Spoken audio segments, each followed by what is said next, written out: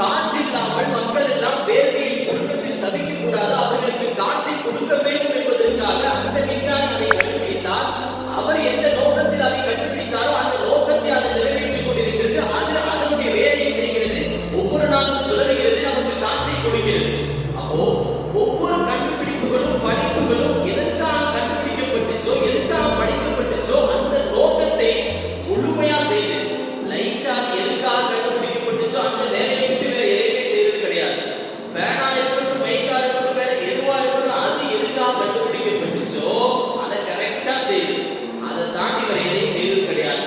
அப்போ அல்லாஹ் இந்த மனிதனை எதற்காக கண்டுபிடித்தான், எதற்காக உருவாக்கினான், எதற்காக படைத்தான், அவன் எதற்காக உருவாக்கினானோ படைத்தானோ கண்டுபிடித்தானோ அந்த வேலையை நம்ம அதுக்காக செய்யறோமா? கிடையாது. அதை விட்டுட்டு எல்லா வேலையும் செய்யணும். ரப்பு எதுக்காக நம்ம படைச்சான்? அவனை நாம் வணங்குவதற்காக. வமா கலத்துல் ஜின்ன வல் இன்ஸ இல்லா லியஅ்புதூன்.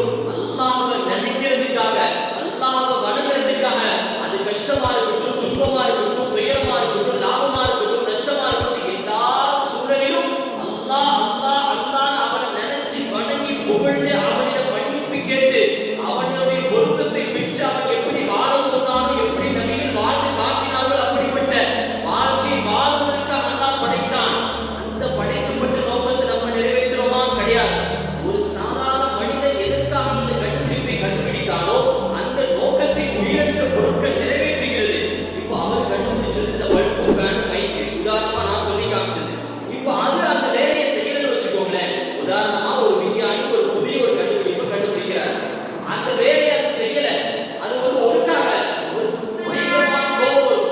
இவ்வளவு கஷ்டப்பட்டு உழைப்பு போட்டு பல செல்வங்களை மூளைகளை செலவழிச்சு படிச்சு ஆய்வுல உட்கார்ந்து ஒரு சாத்தியத்தை சாதனையை படைக்கிறதுக்காக ஒரு கண்டுபிடிப்பை கண்டுபிடிக்கிறாரு, லைட்டை கண்டுபிடிக்கிறாரு.